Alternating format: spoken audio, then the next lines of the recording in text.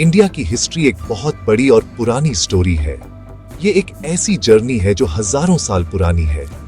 इस लैंड ने कई महान सिविलाइजेशन को बनते और बिगड़ते देखा है और इसने कई गहरी फिलॉसफी और रिलीजन को भी जन्म दिया है। ये स्टोरी किसी एक इवेंट से शुरू नहीं होती, बल्कि इंसानों के धीरे धीरे सेटल होने और डेवलप होने के प्रोसेस से शुरू होती है। हर एरा ने सब कॉन्टिनेंट पर अपनी एक अलग स्टैंप अबैंडनी है और हिस्ट्री की इन लेयर्स ने एक कॉम्प्लेक्स और डाइवर्स कल्चर बनाया है। इंडियन हिस्ट्री की सबसे खास बात इसकी कंटिन्यूटी है। आइडियाज और ट्रेडिशन हजारों सालों से बचे हुए हैं, जो टाइम के साथ अडेप्ट और चेंज होते रहे हैं। ये लंबी हिस्ट्री हमें रेजिलेंस, डाइवर्सिटी और यहाँ के लोगों के एंड्यूरिंग स्पिरिट के बारे में सिखाती है। इंडिया के पास्ट में हमारी जर्नी इंडस रिवर के फर्टाइल प्लेन से शुरू होती है। यहीं दुनिया की सबसे पुरानी अर्बन सिविलाइजेशन में से एक करीब 3300 BCE में सामने आई थी। ये थी इंडस वैली सिविलाइजेशन, जिसे हड़प्पन सिविलाइजेशन भी कहते हैं। इस एरा के लोग स्किल्ड प्लानर और बिल्डर थे। उन्होंने मोहनजोदड़ो और हड़प्पा जैसे वेल ऑर्गेनाइज्ड शहर बनाए। इन शहरों में एडवांस्ड ड्रेनेज सिस्टम, ईंटों के घर और पब्लिक बाथ थे। यहाँ के लोग मेनली फार्मर और ट्रेडर थे। वे गेहूं और जौ जैसी फसलें उगाते थे और मेसोपोटामिया जैसे दूर के लैंड से भी सामान का ट्रेड करते थे। उनकी सोसाइटी सोफिस्टिकेटेड थी, जिसमें एक यूनिक स्क्रिप्ट थी जिसे हमने अभी तक पूरी तरह से डिसिफर नहीं किया है। इंडस वैली सिविलाइजेशन के डिक्लाइन के बाद वैदिक एरा नाम का एक नया पीरियड शुरू हुआ। ये एरा जो करीब 1500 BCE के आसपास शुरू हुआ, वेदों के नाम पर है। वेद सैक्रेड हिम्न और टेक्स्ट का एक कलेक्शन है और ये हिंदू धर्म की फाउंडेशन बनाते हैं। इस टाइम की सोसाइटी बड़ी हद तक पास्टोरल और ट्राइबल थी। लोग क्लेन या जन में ऑर्गेनाइज थे, जिनका लीडर एक मुखिया या राजन होता था। अर्ली वैदिक पीरियड में सोशल स्ट्रक्चर सिंपल था, लेकिन बाद में ये वर्णों या सोशल क्लासेस के एक और कॉम्प्लेक्स सिस्टम में बदल गया। इस पीरियड ने फिलोसॉफिकल और रिलीजियस ग्राउंड वर्क तैयार किया, जो आने वाली कई सदियों तक इंडिया को इन्फ्लुएंस करेगा। जैसे जैसे वैदिक पीरियड आगे बढ़ा, सोसाइटी और सेटल्ड और एग्रीकल्चरल होती गई। आयरन टूल्स का इस्तेमाल फॉरेस्ट को साफ करने और फार्मिंग को एक्सपैंड करने के लिए किया गया, जिससे बड़े पॉलिटिकल यूनिट्स का डेवलपमेंट हुआ। छोटी ट्राइबल असेंबली की जगह पावरफुल किंगडम ने ले ली। इस ट्रांजिशन ने 6th सेंचुरी BCE के आसपास महाजनपद पीरियड की शुरुआत की। नॉर्दर्न इंडिया में 16 बड़े किंगडम या महाजनपद फैले हुए थे। मगध, कोसल और अवंती जैसे किंगडम पावर के बड़े सेंटर बन गए। ये इंटेलेक्चुअल और स्पिरिचुअल फर्मेंट का भी एक बड़ा टाइम था। इसमें बुद्धिज्म और जैनिज्म सहित नए फिलोसॉफिकल स्कूल सामने आए, जिन्होंने उस टाइम की ऑर्थोडॉक्सी को चैलेंज किया। छोटे किंगडम का पॉलिटिकल लैंडस्केप आखिरकार इंडिया के पहले बड़े एम्पायर के उदय का कारण बना। मौर्य एम्पायर, जिसे चंद्रगुप्त मौर्य ने 322 BCE में बनाया था, ने इंडियन सबकॉन्टिनेंट के ज्यादातर हिस्से को यूनाइट किया। चंद्रगुप्त अपने क्लेवर एडवाइजर चाणक्य के गाइडेंस में एक बड़ा और वेल एडमिनिस्टर्ड स्टेट बनाया। एम्पायर की कैपिटल पाटलिपुत्र थी, जो एक शानदार शहर था। मौर्य एडमिनिस्ट्रेशन बहुत ऑर्गेनाइज्ड था। इसमें एक स्ट्रॉन्ग सेंट्रल गवर्नमेंट, एक बड़ी आर्मी और जासूसों का एक बड़ा नेटवर्क था। इस एम्पायर ने इंडिया में पॉलिटिकल यूनिटी और गवर्नेंस के लिए एक नया स्टैंडर्ड सेट किया। इसने हिस्ट्री में पहली बार एक सिंगल पावरफुल अथॉरिटी के अंडर डाइवर्स रीजन को एक साथ लाया। सबसे फेमस मौर्य रूलर अशोक महान थे, जो चंद्रगुप्त के पोते थे। अशोक ने एम्पायर को अपनी सबसे बड़ी हद तक एक्सपैंड किया। हालांकि कलिंग में एक ब्रूटल वॉर ने उन्हें बहुत बदल दिया।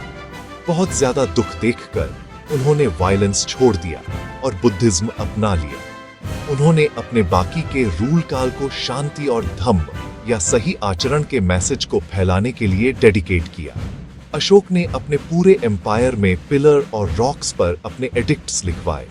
ये मैसेज टॉलरेंस, नॉन वायलेंस और सोशल वेलफेयर को बढ़ावा देते थे।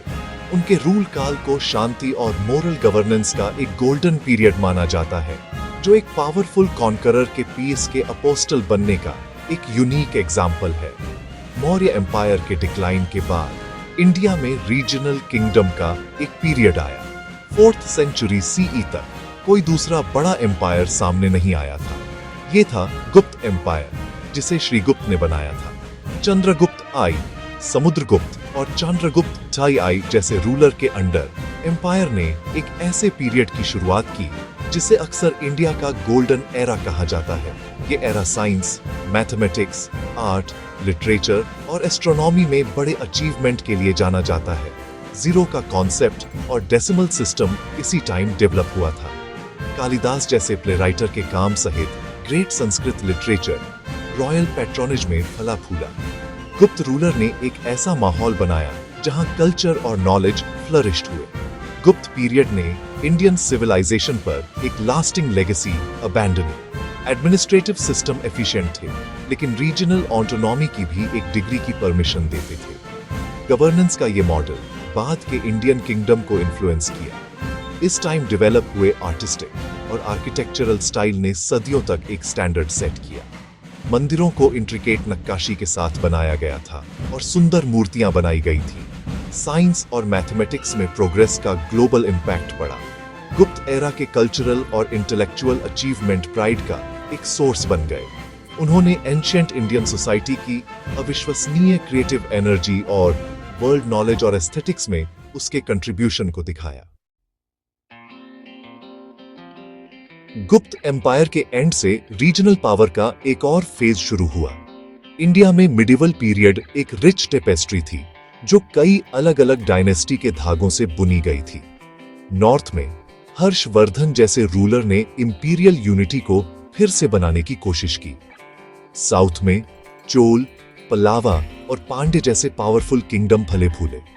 चोल खास तौर पर अपनी नेवल पावर, बड़े ट्रेड नेटवर्क और शानदार ब्रॉन्ज स्कल्पचर के लिए जाने जाते थे। ये एरा कोई डार्क एज नहीं था, बल्कि डायनामिक कल्चरल डेवलपमेंट का टाइम था।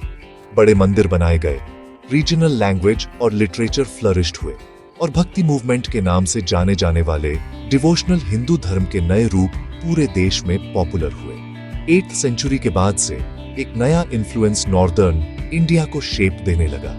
अरब और तुर्किश इन्वेंशन इस्लाम को सब कॉन्टिनेंट में लाए। इससे 1206 में दिल्ली सल्तनत की स्थापना हुई।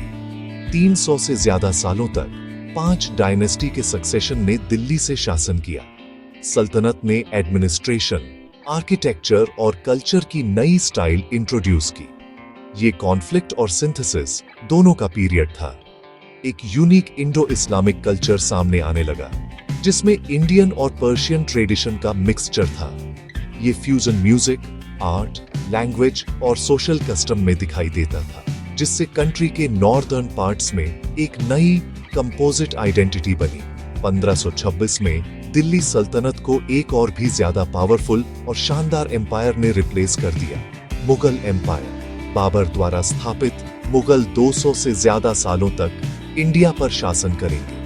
अकबर, जहांगीर, शाहजहां और औरंगजेब जैसे एम्परर के अंडर एम्पायर अपनी चरम पर पहुंच गया। अकबर अपनी रिलीजियस टॉलरेंस और एडमिनिस्ट्रेटिव रिफॉर्म्स की पॉलिसी के लिए जाने जाते थे। शाहजहां आर्किटेक्चर के एक बड़े पैट्रन थे, जिन्होंने ताजमहल जैसी वंडरफुल बिल्डिंग बनवाई। मुगलों ने एक सेंट्रलाइज्ड एडमिनिस्ट्रेशन, एक यूनिफॉर्म टैक्स सिस्टम और सड़कों का एक नेटवर्क बनाया, जिसने सब कॉन्टिनेंट के बड़े हिस्सों को यूनाइट किया। उनके रूल काल को उसकी भव्यता, आर्टिस्टिक अचीवमेंट और गहरे कल्चरल इंपैक्ट के लिए याद किया जाता है। जबकि मुगलों ने नॉर्थ पर डोमिनेट किया, दूसरे पावरफुल किंगडम भी मौजूद थे। दक्कन में विजयनगर एम्पायर 200 से ज्यादा सालों तक हिंदू कल्चर और पावर का एक गढ़ बना रहा। वेस्ट में मराठा शिवाजी के लीडरशिप में मुगल अथॉरिटी को चैलेंज करने के लिए उठे। 18th सेंचुरी तक मुगल एम्पायर डिक्लाइन पर था और मराठा, सिख और बंगाल और अवध के नवाब जैसे रीजनल पावर ज्यादा प्रोमिनेंट हो गए। इसी फ्रैगमेंटेड पॉलिटिकल लैंडस्केप में यूरोपियन ट्रेडिंग कंपनी ने अपना इन्फ्लुएंस फैलाना शुरू किया, जिससे इंडिया की लंबी और इवेंटफुल हिस्ट्री के अगले बड़े चैप्टर की फाउंडेशन रखी गई। यूरोपियन ट्रेडर, जिनमें पुर्तगाली, डच, फ्रेंच और ब्रिटिश शामिल थे, 16th सेंचुरी से इंडिया में एक्टिव थे। वे शुरू में मसालों और टेक्सटाइल के लिए आए थे। हालांकि ब्रिटिश ईस्ट इंडिया कंपनी धीरे धीरे एक ट्रेडिंग एंटिटी से एक पॉलिटिकल पावर में बदल गई। कमजोर होते मुगल एम्पायर और इंडियन प्रिंस के बीच की राइवलरी का फायदा उठाते हुए कंपनी ने अपना कंट्रोल बढ़ाया। ट्रीटी, अलायंस और मिलिट्री कॉन्क्वेस्ट के कॉम्बिनेशन के जरिए इसने एक बड़ा कॉलोनियल डोमिनियन स्थापित किया। 1777 में प्लासी की लड़ाई को अक्सर टर्निंग पॉइंट माना जाता है, जो ब्रिटिश रूल या राज की शुरुआत को चिह्नित करता है, जो लगभग 200 सालों तक चलेगा। ब्रिटिश रूल इंडिया में बड़े बदलाव लाया। कॉलोनियल एडमिनिस्ट्रेशन ने एक नया लीगल सिस्टम, एक मॉडर्न ब्यूरोक्रेसी और रेलवे, टेलीग्राफ और कैनाल बनाए। हालांकि ये बदलाव मेनली ब्रिटिश इकोनॉमिक और पॉलिटिकल इंटरेस्ट को पूरा करने के लिए डिजाइन किए गए थे। ब्रिटिश मैन्युफैक्चरर को फायदा पहुंचाने के लिए इंडियन इंडस्ट्री को दबाया गया और देश की वेल्थ को ब्रिटेन में ड्रेन कर दिया गया। इस एक्सप्लॉयटेशन, रेशियल एरोगेंस और डिसरप्टिव सोशल रिफॉर्म के साथ मिलकर बड़े पैमाने पर रिसेंटमेंट पैदा हुआ। ये असंतोष 1857 के महान रिवोल्ट में चरम पर पहुंच गया। एक बड़ा विद्रोह जिसने ब्रिटिश रूल की फाउंडेशन हिला दी और ब्रिटिश क्राउन द्वारा इंडिया के डायरेक्ट कंट्रोल का कारण बना। 1857 के रिवोल्ट ने इंडिपेंडेंस के लिए एक लंबे और ऑर्गेनाइज्ड स्ट्रगल की शुरुआत की। इंडियन नेशनल कांग्रेस 1885 में बनी थी, जो शुरू में ब्रिटिश सिस्टम के अंदर इंडियंस के लिए ज्यादा राइट्स चाहती थी। 20th सेंचुरी में फ्रीडम मूवमेंट ने महात्मा गांधी के लीडरशिप में बड़े पैमाने पर पॉपुलर सपोर्ट हासिल किया। गांधी ने नॉन वायलेंट सिविल डिसोबीडियंस या सत्याग्रह के पावरफुल मेथड इंट्रोड्यूस किए। लाखों आम इंडियंस ने नॉन कू नेप्रेशन मूवमेंट, सिविल डिसोबीडियंस मूवमेंट और भारत अबैंडनो आंदोलन जैसे मूवमेंट में पार्टिसिपेट किया। जवाहरलाल नेहरू, सरदार वल्लभ भाई पटेल और सुभाष चंद्र बोस जैसे लीडर ने भी नेशन को मोबिलाइज करने में अहम रोल निभाया। आखिरकार दशकों के स्ट्रगल और बहुत ज्यादा सैक्रिफाइस के बाद इंडिया ने 15 अगस्त 1947 को अपनी इंडिपेंडेंस हासिल की। फ्रीडम की खुशी हालांकि पार्टीशन के दर्द के साथ मिली थी, जिसने सब कॉन्टिनेंट को इंडिया और पाकिस्तान में डिवाइड कर दिया। मॉडर्न इंडिया एक सॉवरेन डेमोक्रेटिक रिपब्लिक के रूप में बर्था। नए नेशन ने एक जस्ट और इक्विटेबल सोसाइटी बनाने के बड़े काम की शुरुआत की। इंडिया की लंबी हिस्ट्री उसकी मॉडर्न आइडेंटिटी के लिए फाउंडेशन प्रदान करती है। एंशिएंट विजडम, मिडिवल सिंथेसिस और फ्रीडम स्ट्रगल की लेगेसी उसके आगे के रास्ते को इंस्पायर करती है। इंडिया की स्टोरी डाइवर्सिटी में यूनिटी की उसकी एंड्यूरिंग स्पिरिट का एक टेस्टामेंट है, एक ऐसा प्रिंसिपल जो आज भी नेशन को गाइड करता रहता है।